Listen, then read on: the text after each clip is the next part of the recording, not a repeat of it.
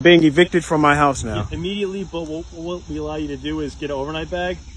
All right, so Right. we'll go inside so you can get some of your things. I have to leave with you? No, you can drive away. No. What I'm asking you is, I have to leave right now. Correct. Yep. So you can go inside, gather up some of your things. We allow you that courtesy. And do you have your car here? I do. And then on your own accord, you can leave here, okay? So you're gonna leave and I can leave after you leave? I just have to leave. We're gonna leave. No, we're gonna leave with you. We're gonna leave together. Okay. You definitely have to leave today, okay? Got you. So what we'll do now, go inside, get some of your things. You need this back? What's that? This. Nope, that's for you. This is me. Yep. This is me. That's officer and that's officer. Can I see your eyes, please? Is that okay? All right. My wife filed a false abuse claim against me in order to initiate a divorce, in order to get an advantage over the property that we have. Out of nowhere, she just filed a false abuse claim against me and had me evicted from the house. Women in particular who do this to men are criminals. They are dangerous. They are criminals.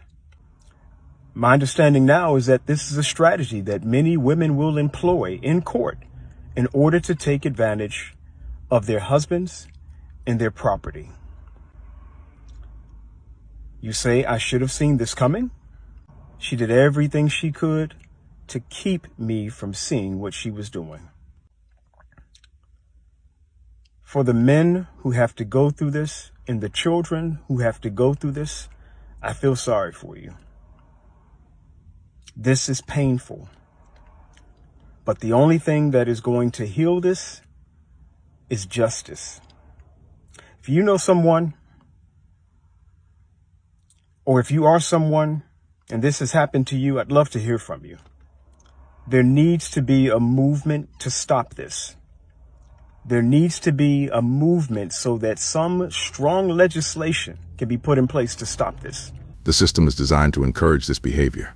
They know they can do this, and the authorities will side with them solely based on gender. Use this as an opportunity to educate men on the realities of the world. And the very first thing we need to talk about is this is not an uncommon thing. In fact, it's extremely common. This tactic, known as the silver bullet or the magic bullet, is the very first thing that many divorce attorneys will discuss when a woman comes into their office looking to file for divorce. It's a tactic used to get the man out of the house as quickly as possible, and it requires no factual basis. Essentially, all the woman has to do is go into the courtroom, the man won't even be there, and say 5 magic words to the judge. I am afraid of him. Immediately, but what we allow you to do is get an overnight bag. What I'm asking you is, I have to leave right now. So as you can see, once that TRO is issued, it'll be served, usually by the sheriff's department, where they'll go out, serve the man with it, and ask him to leave. The only thing he gets to take with him is an overnight bag, as you heard. And just a quick note in case you were wondering, the police officers or sheriffs that have to serve these TROs hate every minute of it. Many will tell you it's the worst part of their job. Why? Because they know the number of lies that have been told to get that TRO issued, and they know the guy has done nothing wrong. My wife filed a false abuse claim against me. Out of nowhere, she just filed a false abuse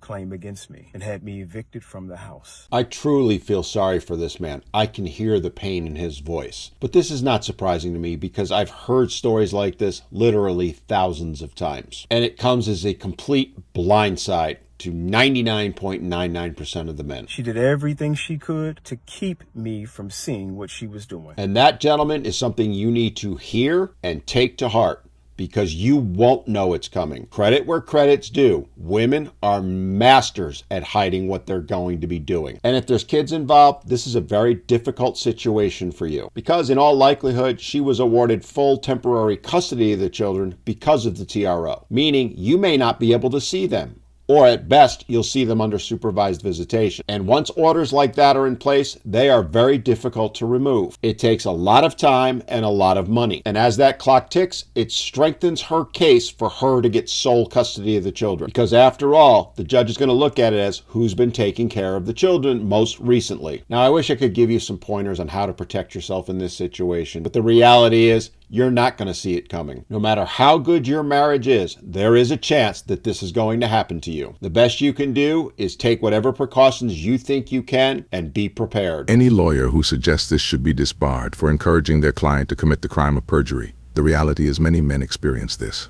Abuse claims are a strategy women use, believe it or not. They are literally incentivized to break up the family home. Me calling my ex-husband while we were separated because I was having a panic attack and he was my safe person. Him coming to pick me up even though I was the one divorcing him. I completely understand this. I did it several times. I struggle with the sadness of the decision, but it was needed. So your ex-husband is needed, but he's your ex-husband. Mine didn't come. I go through them alone now, and it hurts every time. There is a disconnect happening where women are leaving their men, yet expecting them to stay and keep performing their husbandly duties. Do you think if he called her having a panic attack that she'd even pick up the phone? Being expected to constantly provide and care for people who have given up on them is not good for men's souls and their growth. It is beating them down mentally. Men already feel overlooked for their personalities and love to give, and feel more used for what they can provide, and crap like this is exactly why. Even if it's not your intention, it is so incredibly manipulative to break up with a guy and then expect him to console you through the breakup. Stop using your exes as free therapists. Move on. Something. I don't know what the deal is with men now. What is wrong with men this time? But I had told him prior that I will be having pre and post date expenses, and is that okay, and are you going to cover them? Ah, yes, there's nothing quite so charming as a woman charging a man for her time. I don't know if he wasn't listening or what the deal was or whatever. Maybe he thought one was kidding, joking around, because who would honestly take that amount of entitlement seriously? But when I handed him the white envelope, he looked shocked. Gee, I can't imagine why. And he opened it, and it's receipts. Hello, pre-post date expenses. Hello, what kind of females do you be dating? Probably the type that don't normally charge by the hour. So I handed it to him, and he literally looked shocked at me and said, I can't cover this. It was $478 for pre and post date expenses. In terms of great investment ideas, something that comes off in less than 2 minutes of soap is not the best thing to invest $478 in. You asked me on a date, and mind you, we really didn't even have that good a conversation because he was on his phone the whole time, and I have a very strict no phone policy on dates. Hello, you're here to pay attention to me.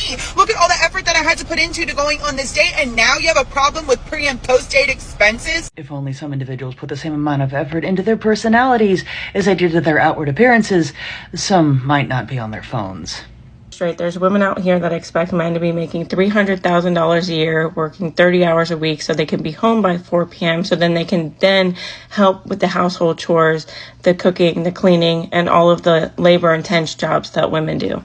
If that's not unrealistic enough, in between all of that and getting that bag with 30 hours, he's expected to create a Disneyland movie with rose petals on the bed, trips planned and dates planned 24/7 so she can post it on Instagram to get the fulfillment and validation from other people.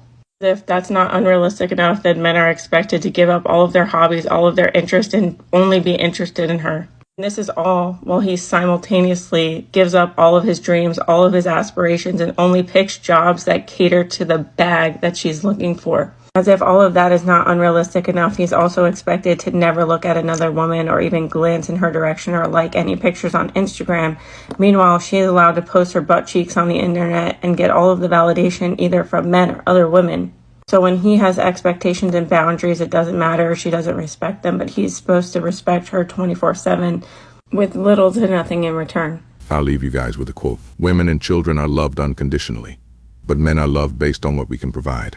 So as a man, you must take measures to protect yourself and ensure you are not taken advantage of. Prenups, security cameras, etc. Be safe, and I'll see you in the next one.